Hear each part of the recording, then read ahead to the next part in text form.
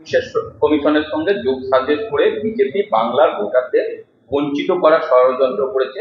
দলীয় নেতাকর্মীদের সঙ্গে বৈঠক শেষেও বিজেপি ও নির্বাচন কমিশনকে দিলেন অভিষেক। সোশ্যাল মিডিয়ায় দলীয় নেতাকর্মীদের বার্তা তৃণমূলের সর্বভারতীয় সাধারণ সম্পাদকের দলের কর্মীদের বাড়ি বাড়ি গিয়ে বিজেপির বাংলা বিরোধী মনোভাব ও বাংলাকে বঞ্চনার কথা তুলে ধরার নির্দেশ করেছে। কখনো শুনছি যে দিদি একাই তৃণমূল দলের সবকিছু দেখভাল করবেন, তিনিই দলের প্রথম এবং শেষ কথা, তার নির্দেশই শেষ নির্দেশ। আবার মাঝখানে খোকাবাবু আবির্ভাব ঘটে গেছে। পশ্চিমবঙ্গে ভোটার লিস্ট নিয়ে শুধু নয়, সারা ভারতবর্ষের ভোটার লিস্টের কারচুপি, ভোটার লিস্ট সংক্রান্ত যা যা প্রশ্ন নির্বাচন কমিশনের কাছে, সাধারণ মানুষের কাছে বারবার কংগ্রেস তুলে ধরেছে। যখন মহারাষ্ট্রে, হরিয়ানায় ভোট কারচুপির, ভোটার লিস্ট নিয়ে যখন প্রশ্ন তুলেছিল কংগ্রেস, মহারাষ্ট্রে হারের পিছনে লোকসভা এবং বিধানসভা নির্বাচনের মধ্যে 29 লক্ষ ভোটার কিভাবে বেড়ে গেল, ভারতবর্ষের পার্লামেন্টে, মহারাষ্ট্রে কংগ্রেস এই প্রশ্ন বারবার তুলেছে, নির্বাচন কমিশনের কাছেও বারবার দাবি করেছে। সেদিন কিন্তু এই তৃণমূলের আজকের সংশোধনকারীরা কোনো মাথা ঘামায়নি।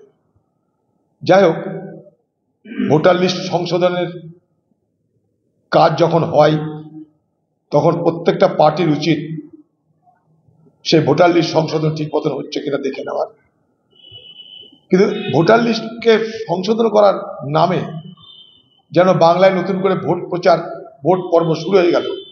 কে কোথায় কাকে ভোট দিতে পারে তার আগাম তালিকা তৈরি করে তাদেরকে ভয় ভীতি প্রদর্শন এবং তার পাশাপাশি সাম্প্রদায়িক বার্তা প্রচার করা হচ্ছে। এখন থেকে মুসলমানদেরকে বোঝানো হচ্ছে ভোটার লিস্ট সংশোধনের নাম করে গিয়ে যে এনআরসি আসছে, দিদি থাকলে কোনো মুসলমানকে পশ্চিমবঙ্গ ছাড়তে হবে না, নাহলে সব মুসলমানকে পশ্চিমবঙ্গ ছেড়ে চলে দিতে হবে। অর্থাৎ এই ভোটার লিস্ট সংশোধনকে কেন্দ্র করে টিএমসি পার্টি তার সাম্প্রদায়িক প্রচার শুরু করে দিয়েছে। ভোটার লিস্ট সংশোধিত হোক, কিন্তু সাম্প্রদায়িক প্রচার বন্ধ হোক। মানুষকে বিভ্রান্ত করার রাজনীতি যদি ভোটার লিস্ট সংশোধন হয়, তাহলে সাধারণ মানুষের কাছে সাধারণ মানুষ যাবে কোথায়? এই ভোটার লিস্ট সংশোধনের নামে যে একটা উপরে একটা খোলস পড়ে, আসলে ভেতরে কোন ভোটার কোথায় কাকে ভোট দিতে পারে সেই ভোটারকে এখনই ধমকে দেওয়া, তাকে চমকে দেওয়া, কিংবা তার ভোট অন্য কেউ মেরে দেওয়ার জন্য ব্যবস্থা করার প্রক্রিয়া কিন্তু শুরু হবে। আমরা জানি, ভোট করতে গিয়ে দেখেছি, গত নির্বাচনে আমি দেখেছি বুথের মধ্যে যেখানে আমাদের এজেন্ট আছে তাদের পরিবারকে ধমকে সে এজেন্টকে সেখান থেকে সরিয়ে দিয়ে ছাপ্পা মারা হয়েছে।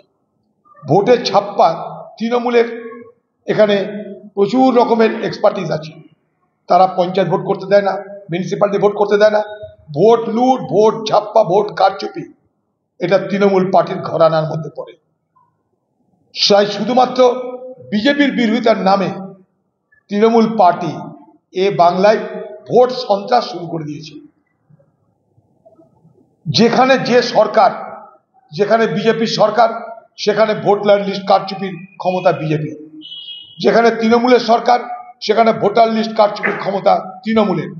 পশ্চিমবঙ্গে প্রত্যেকটা ভোটার তাদের সরকারিভাবে তাদের নাম তালিকাভুক্ত করার দায়িত্ব রাজ্যের নির্বাচন কমিশনের, রাজ্যের সরকারি কর্মচারীদের, যাদেরকে বিএলও করে পাঠানো হয়। তাহলে ভোট যদি কারচুপি হয় এই বাংলায়, প্রথম সেখানটাই ভোট কারচুপির নেতৃত্ব থাকবে তৃণমূলের হাতে। যেখানে বিজেপি সরকার মহারাষ্ট্রে ছিল, হরিয়ানায় ছিল, সেখানে আমরা বিজেপি সরকারের বিরুদ্ধে প্রতিবাদ করে বলেছিলাম ভোট কারচুপি হয়েছে। সেই প্রতিবাদ আমরা নির্বাচন কমিশনের কাছে নিয়ে গেছিলাম। বাংলায় ভোট কারচুপি যদি হয়, সব থেকে অগ্রণী ভূমিকা সেখানটা নেবে তৃণমূল পার্টি। আমরা খুব ভালো করে জানি, তার প্রক্রিয়া শুরু হয়ে গেছে। সেখানটায় এজেন্সি নিয়োগ করা হচ্ছে। এই এজেন্সিগুলো এই বাংলায় সাম্প্রদায়িক বিভাজনের রাজনীতিতে চোস্ত। গত নির্বাচনেও আমাকে এই বহরমপুর শহর হারানোর জন্য এই এজেন্সির নির্দেশে, দিদির পরামর্শে সাম্প্রদায়িক দাঙ্গা করানো হলো এবং হিন্দুদেরকে বোঝানো হলো হিন্দুরা এক হোক, এই এজেন্সির এগুলো প্রেসক্রিপশন ছিল। এজেন্সি দিদি খোকাবাবু মিলে এই সাম্প্রদায়িক বিভাজন রাজনীতি করেছিল মুর্শিদাবাদ জেলায়। আবার আগামী দিনে এই সাম্প্রদায়িক রাজনীতি করার প্রক্রিয়া শুরু হয়ে গেছে ভোটার লিস্ট সংশোধনকে কেন্দ্র করে। এই যে বাড়ি বাড়ি যাচ্ছে, বাড়ি বাড়ি যাওয়ার মধ্য দিয়ে মুসলমানদেরকে বিভ্রান্ত করো, হিন্দুদেরকে চমকাও, সব মিলিয়ে তৃণমূল আর বিজেপি তাদের মধ্যে ভোট বিভাজনের রাজনীতি শুরু করে দিয়েছে। আপনি যে এজেন্সির কথা বলেন, সেই এজেন্সি মাঝে শোনা গেছিল থাকবে না, কিন্তু আবার প্রতিটি বিধানসভায় সেই সব এজেন্সি আবার এই এজেন্সিকে দিদি বলেছিল প্যাক প্যাক, এখন এই এজেন্সি দিদির দলের রক্ষাকর্তা। এই এজেন্সিগুলো মূলত পয়সা খেয়ে এ বাংলার সুস্থ বাতাবরণকে সাম্প্রদায়িকতায় বিষাক্ত করছে, তাতে এজেন্সির বিরাট ভূমিকা। এই এজেন্সিগুলো তৃণমূল পার্টির ক্যান্ডিডেট ঠিক করে পয়সা খেয়ে, এটা সবাই জানে। তো তৃণমূল পার্টি এখন এজেন্সির পার্টি হয়ে গেছে। তৃণমূল পার্টি আর রাজনৈতিক দল নয়, এখন এজেন্সির দল। এজেন্সি পুলিশ মিলিয়ে তৃণমূল পার্টিকে পরিচালনা করে। সব নজরে রাখছে দল, পরোক্ষভাবে নেতাদের হুঁশিয়ারি দিচ্ছে, যে বলছে সেই তো যোগাযোগ রাখে বিজেপির সঙ্গে রে ভাই, তাকে খোঁজ করুক একবার, দেখবেন কত বিজেপির সঙ্গে তার চেনা জানা। তার যারা আত্মীয় গোষ্ঠী আছে সব বিজেপির সঙ্গে চেন তাদের, আমি দিল্লি তাকে জানি। আমি উত্তরবঙ্গে ফলাফল খারাপ, 90% টাকা নয় হয়েছে ধর্মীয় অনুষ্ঠানের ক্ষেত্রে, সেখানে আগামীকাল আবার মুখ্যমন্ত্রী যাচ্ছেন সেই এলাকায়। মুখ্যমন্ত্রী ম্যানেজ করবে তোহা সিদ্দিকিকে। এই তোহা সিদ্দিকিতে সহায়তা মুখ্যমন্ত্রী হয়েছিলেন। যখন মুখ্যমন্ত্রী ক্ষমতা আছে, তোহা সিদ্দিকিরা প্রচুর বড় ভূমিকা নিয়েছিল মুখ্যমন্ত্রীকে চেয়ারে বসানোর জন্য। আজ প্রয়োজন ফুরিয়ে গেলে দিদি ফেলে দেয়। দিদির বক্তব্য একটা, কাজের সময় কাজই, কাজ ফুরালে পাজে। তোহা সিদ্দিকিতে ফেলে দিতে চাইছে, অথচ এই তোহা সিদ্দিকিরা একদিন মুখ্যমন্ত্রী মমতা ব্যানার্জিকে ক্ষমতা এনেছিলেন। তাই আজ তাদের অধিকারকে তারা ফিরে পেতে চাইছে। আমি সমর্থন করি তাদের এই মানসিকতা। মালদার কালিয়াচকে আপনার অনন্তপুর, সেখানে হুমায়ুন কবির বলছে আমি আগে মুসলিম, সেই কথার পর তাকে শোকজ করালো। শোকজের জবাবেও তিনি বলেছেন আমি কোনো মন আহত বা আহত নয়, আমি বলেছি এই না। আমার কথা হচ্ছে যে পশ্চিমবঙ্গের মুখ্যমন্ত্রী আপনি নিরপেক্ষ হচ্ছেন না কেন? আপনি হুমায়ুন কবিরকে শোকজ করছেন। হুমায়ুন কবির যার বিরুদ্ধে বলছে তার বিরুদ্ধে আপনি কি করেছেন বলুন? হুমায়ুন কবির যদি হুমায়ুন মুখার্জি হতো, হুমায়ুন ব্যানার্জি হতো, তাহলে তো আপনি করতেন না। আপনারা করছেন কেন? হিন্দু ভোটকে পকেটে পোড়ার জন্য। দেখো আমি হুমায়ুনকে ছাড়লাম না, অথচ এই মুখ্যমন্ত্রী মমতা ব্যানার্জি আজ যিনি নীতির কারণে, আদর্শের কারণে হুমায়ুনকে শোকজ করছে, যখন হুমায়ুনের কথায় এই মুর্শিদাবাদ জেলার শক্তিপুরে দাঙ্গা হচ্ছে, যখন হুমায়ুন কবির বলছে 70% মুসলমান, 30% হিন্দু, মনে করলে মুসলমানরা হিন্দুকে জলে ভাসিয়ে দিতে পারে, আপনি তো প্রোটেস্ট করেননি। কারণ তখন আপনার প্রয়োজন ছিল মুসলমান ভোট। উল্টে আপনার এই আইপ্যাক, তারা হিন্দু এলাকায় গিয়ে প্রচার করেছে হিন্দুরা এক হও, হিন্দু এক হলে বিজেপি জিতবে, এই আইপ্যাকের প্রচার ছিল। এই আইপ্যাক প্রচার করেছে হিন্দুরা 48% বহরমপুর লোকসভায়, অথচ এটা মিথ্যা তথ্য। হিন্দুরা বহরমপুর লোকসভায় মাত্র 33 থেকে 34%। সেদিন তো আপনি হুমায়ুন কবিরের এই মন্তব্যের প্রতিবাদ করেননি, যখন বলেছিল 70% মুসলমান, মনে করলে 30% হিন্দুকে মেরে গঙ্গা জলে ভাসিয়ে দিতে পারে। আপনি তো প্রোটেস্ট করেন, আমরা করেছি, সেদিনও করেছি, আজও করছি।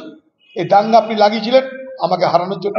আপনি সেদিন ব্যবহার করেছিলেন হুমায়ুন কবিরকে, তার পরিচয় ছিল সে একটা মুসলমান এমএলএ, তাই তার কথাতে কাজে হবে, কাজও হয়েছে। কই হুমায়ুন কবিরকে তারপরে, তার আগে, তার মাঝে কখনো কি পার্টি শোকজ করেছিল? আজ কেন শোকজ করছে? হুমায়ুনের অপরাধটা কি আছে? আপনার ইশারার বাইরে কিছু হয়েছে? হুমায়ুন কবির যদি হুমায়ুন অধিকারী হতো, হুমায়ুন ব্যানার্জি হতো, আপনি এটা করতে পারতেন? আপনি হুমায়ুনকে শোকজ করে আপনি বুঝাতে চাইছেন আমি মুসলমান পরোয়া করি না, হিন্দু ভাই আমাকে ভুল বুঝে না, আমি মুসলমানদের খুশি করার রাজনীতি করি না, হিন্দুরা আমাকে ভুল বুঝে না। ওই দেখো হুমায়ুন কবিরকে আমি শোকজ করলাম। হুমায়ুন কবিরকে শোকজ করার আগে মুখ্যমন্ত্রী মমতা ব্যানার্জি নিরপেক্ষ হয়ে যার বিরুদ্ধে হুমায়ুন কবির বলেছে তার বিরুদ্ধে কি করেছেন আপনি? প্রথম প্রশ্ন আমার, চালাকি করছেন কেন? আপনি চালাকি করছেন কেন? এই হুমায়ুন কবিরকে আপনারা ব্যবহার করেছেন, এই হুমায়ুন কবিরকে আপনারা বড়ে তৈরি করেছেন, তাকে দিয়ে সাম্প্রদায়িক বিভাজন রাজনীতি করেছেন। আর আজ তার প্রয়োজন হয়তো ফুরিয়ে যাচ্ছে, তাই আপনি তাকে শোকজ করছেন।